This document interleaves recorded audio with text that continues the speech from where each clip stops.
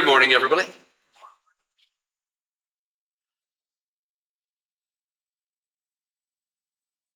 Have you ever been to one of them big superstores? You know the ones where you need a map to see your way around it? Those type of ones. And have you ever noticed that every so far, when you find one of those maps, there's a wee yellow dot on it. And that wee yellow dot says, "You are here." I want to introduce you to a map. This is called the Bible. And this is a map that's taking you through your journey, not just for this life, but for the entire human race, from Adam and Eve until way into the future that we have no idea about yet. So the question that I want to ask you today is, where are we today? Where are we now? And the Bible is very apt at telling us. We're told in Matthew, Mark, and Luke how Jesus highlighted to disciples different ways that they would know when the end times were to come. He warned them, nice and simply, in Matthew 24. I'm not going to read the whole chapter. I'm not going to read any of the chapter. I'm going to just tell you what I know of it. You can read it. In Matthew 24, Jesus says, there's going to be wars and rumors of wars, but don't worry about that, because it's going to happen. They're going to hand you over for persecution, and you'll be tried. But don't panic about that, because that's an opportunity for you to witness to me. But then he gets into more interesting ground. He starts sharing information about a change of weather patterns. That automatically should start teaching us some very important things. Because if we listen to our news, we immediately are told about the ever-changing weather patterns, how everything is intensifying. But we shouldn't be overly surprised at this, because these were parts of the signs of the end times. Another thing he said, sin will increase. People will love to seek after evil and hunt it down and enjoy it and proclaim it and say it's quite normal. We live in a day when that also is happening quite openly and blatantly across all parts of our world, without exception. We also know that one other thing has to happen. Jerusalem has to be given back to Israel, and Israel has to be established as a country. And you know, theologians have wrestled with this for close to 2,000 years, because that was a total impossibility from their perspective until 1948. But he also gave us another very important warning, very simple one. This generation that begins to see these things happening will not pass away until I return. This generation. But which generation? This has been the big question. For most, they would say that the generation being discussed is the generation that would have been born around the time Israel became a nation. Now, if that was back in 48, that would leave them approximately 76 years old today. 76 years old. However, it says it will not pass that generation. Now, we know that there have been individuals in news, etc., who have lived to extraordinarily long years. 115, 118, 121, but no longer here. All these things happen, but they're so minute, so little. But what is happening and has increased dynamically over the last 70 odd years is that the lifespan of people are increasing. Well, it's obviously the good medical attention that we're all getting, isn't it? Maybe it's our good food that we're all eating. I do that at McDonald's every so often. The reality of the situation is we are increasing in our longevity. So for me to say 50, 60 years ago, the average lifespan of a man is about 70 years. Remember, we're now at 76 for Israel. Everybody would say, yeah, that would be about right. And if he was strong, he might reach 80. He'd have to be well good and looked after for that. Now, you will regularly see people in 90s, mid-90s, and towards the 100. And that is no longer unusual. It's getting to a stage where it was so unusual at one time in the past that you would get a royal announcement if you made it to 100. It's got it to the stage now where it has become so common, they're actually thinking of doing away with that. It's too much work. But while it's easy to point out that there is changes happening all around us, that things are getting worse right across the planet, that storms are becoming more atrocious, there's more loss of life, earthquakes are increasing, all of these things, we're being hit by new types of diseases, pestilence that haven't been seen before are suddenly coming out of the woodwork. And there's famines, disease, and of course our old favorite that we started off with, war, is still there. So none of the changes to those things. But what has changed greatly is the fact that Israel is back in its country. And the center of everything. Because when you turn on your TV and you look at your news, the first thing that you will see talked about in most broadcasts is what's happening currently in Israel or the surrounding areas. I want to shift a little in this sermon. The reason I want to shift is because I don't want to look at all the stuff you know. I want to look at something that you're not giving the same consideration to. And that is who's actually in charge of all of this.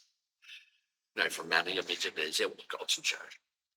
And yes, God is in overall charge and has laid everything out as it has to happen. But he has put in charge others. And we're going to talk about them a little bit. We're going to start, however, by considering something that happened back in Genesis before the fall. God had a wee word with Adam. He said, I'm putting all of this under your authority and control. And Adam named all of the animals, and he was told to care for the garden. And he was being instructed on a daily basis in the cool of the evening by God himself, face to face. It was working well. Adam was being taught how to do these things. But then the fall happened. And suddenly Adam was cut off from God. Adam no longer had this authority over all of these things because that authority had moved to somebody else. We address this individual, a spiritual being called Satan. He has taken the authority of man and has ruled in man's place on this earth since the fall. Now, 2,000 years ago, when Jesus Christ was undertaking his ministry, He demonstrated time and time again that man's authority was over nature. Jesus calmed the wind and the storm. Jesus changed the water into wine. Jesus multiplied the bread and fishes. Jesus provided unbelievably large catches in shallow water for the disciples on 2 occasions that are recorded. 2 separate occasions. All of these things that Jesus has done show that he is in charge, not just of the physical things around him, but of the spiritual things as well. He has authority over the weather. He has authority over disease, pestilence. He has the authority over what is growing and what doesn't. And another time, he got cross on a tree. We know what happened to the tree, and it was instantaneous. He has power of life and death. And he was standing in that power, exercising that power, fully, completely, and totally as a man, not as God. This is what you've got to remember. As the Son of Man, he did all these things. Because these were the things that Adam was offered. Adam was to do these things, but he fell. He died spiritually. Satan, we are told throughout the words of the Bible, knows that he has already been defeated. That defeat took place at the cross. At the cross, Christ won the war, hands down. Satan's no longer an adversary of threat in that sense, because Jesus confirmed that he is the rightful heir to all things. So, do you remember what some of the demons used to say to Jesus when he was casting them out? What do you want with us, Jesus of Nazareth? We know you are the Son of God. Have you come to judge us and punish us and torment us before the time? That was a very strange statement they made. They knew something that the rest of the people at that time weren't aware of. They knew that God had set aside a time when these spirits and entities were all going collected up, put somewhere to restrain them. They were going to be put somewhere where they would feel as if they were being punished. Maybe they will be punished. We don't know the full details. But their argument hasn't come early. You're not due yet. We're supposed to have another couple of thousand years here. What? Why are you here now? I mean, that's not fair. You're cheating. Remember, that's how they're playing the game.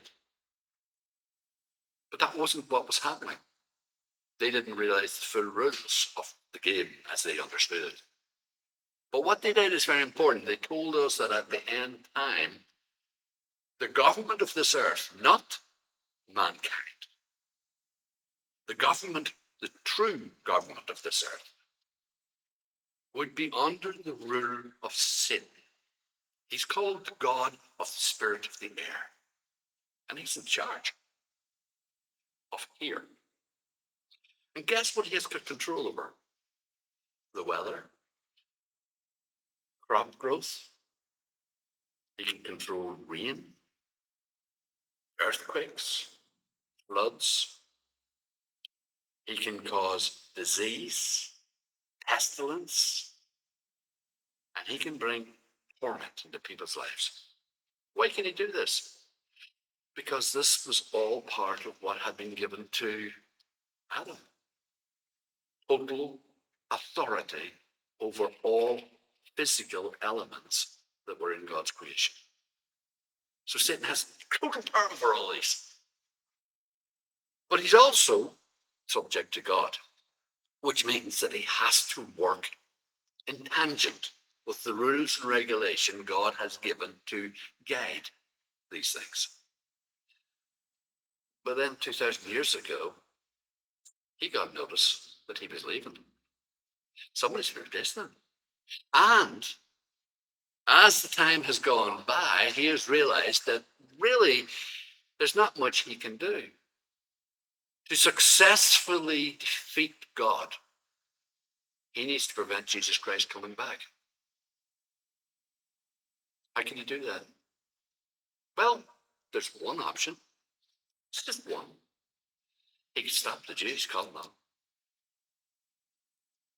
You see, if the Jews don't call, Jesus don't come. It's as simple as that. If the Jews don't call, Jesus don't come. That's what the Bible teaches. Because they have to say, come, help us. And when he does, they're amazed at who it is. When would they need to do that?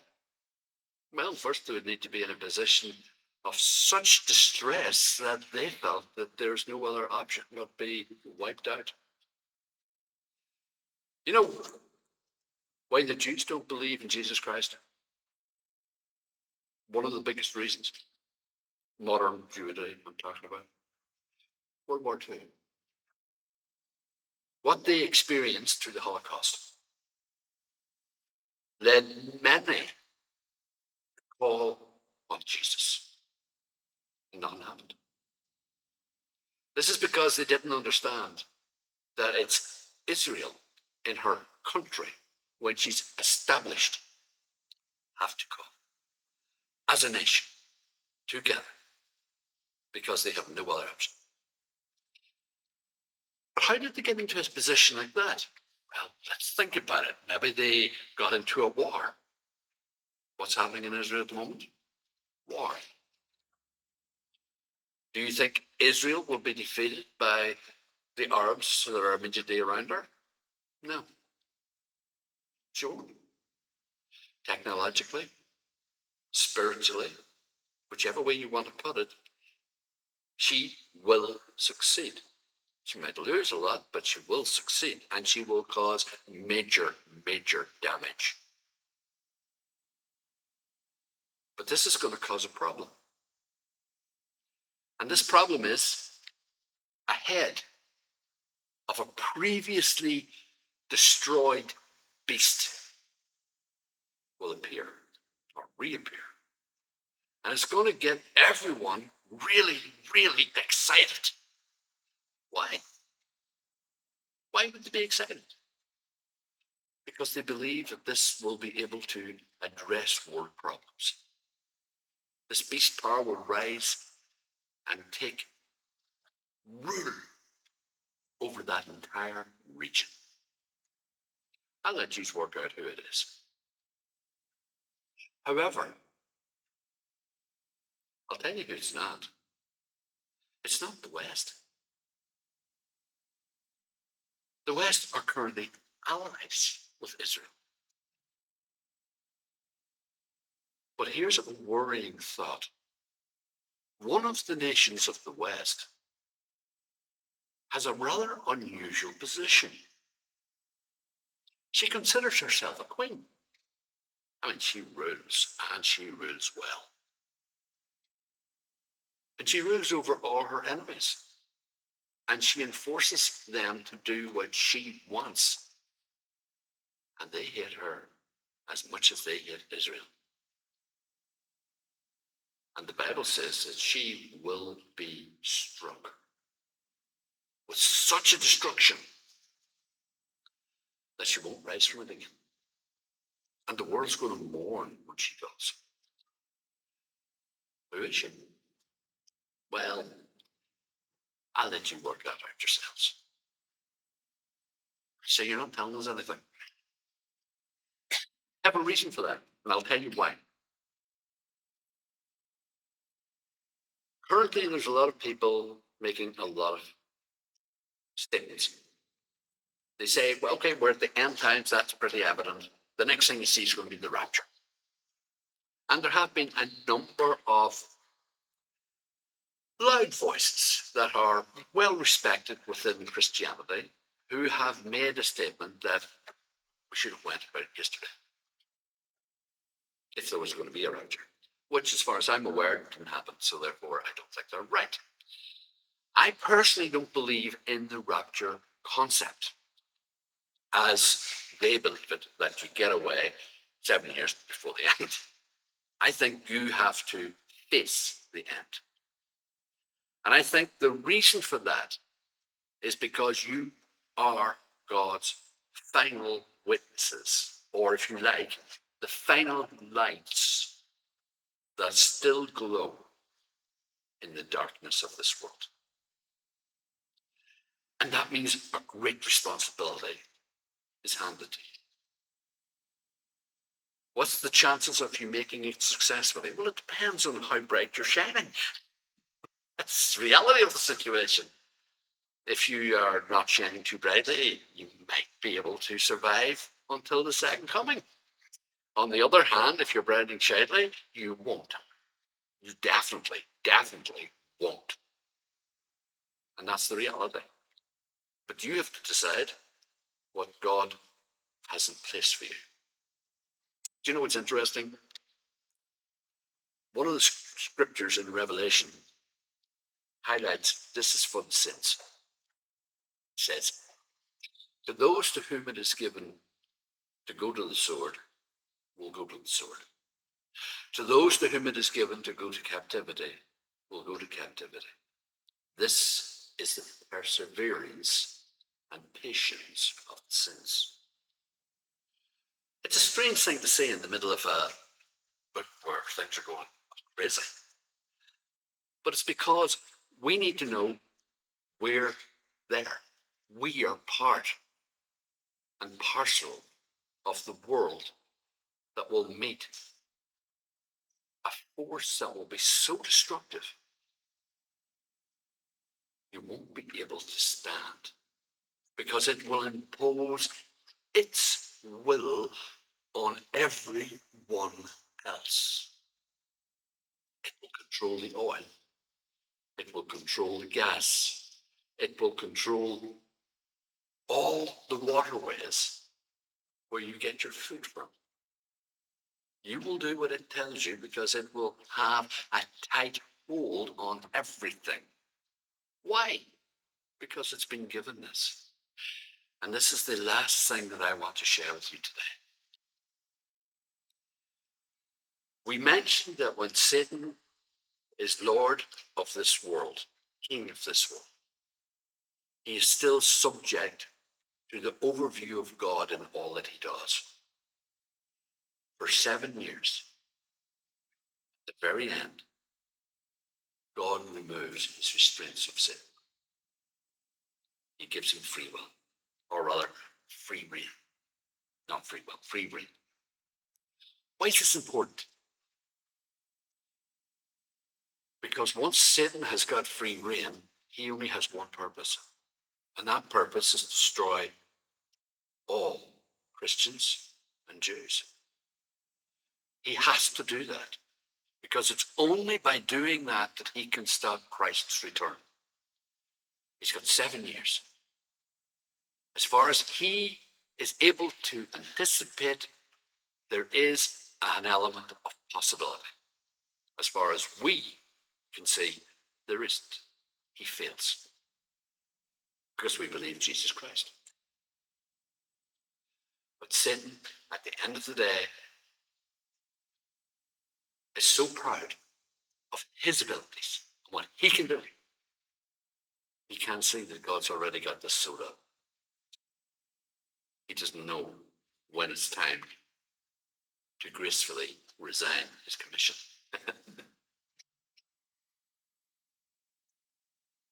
So how do you go about this? It always fascinated me in the Bible that the Jews appear at the end days to have a restored temple. They haven't had it for 2,000 years. So why would they be given a temple now? Why would God allow that? For God's the one that has stopped them having it. God was the reason why they lost it as punishment. But Jesus told them, because you have rejected the one sent, all of this is going to be destroyed. Not one stone upon another. Why? Then would God change his mind? My Bible says he doesn't change his mind. But Satan manipulates. And he will want a temple built himself. He will want it because how best could he, remember he's overseeing all of this now, he's got freedom of power. How else can he persuade Israel for peace? By allowing her to reestablish her element of worship. But when she does, she actually blasphemes God because she is going back to things God has already removed. And that's what Satan knows. His gambit, if you wanted to play in that game, is if I can get her to sin enough. He's done this before. You do remember the story of when Israel was going through the land and how certain kings called certain prophets, and certain prophets were told, they were told, you curse these people, for who you curse, and who you bless, you bless. And they said, but I can't. I'm not allowed. Satan's allowed. He's got permission. He finally can put a stumbling block in front of Israel that will prevent God from intervening on her behalf. He can because he's tied. The only way would be for her to call out. And he's convinced that they will never, ever call to Jesus.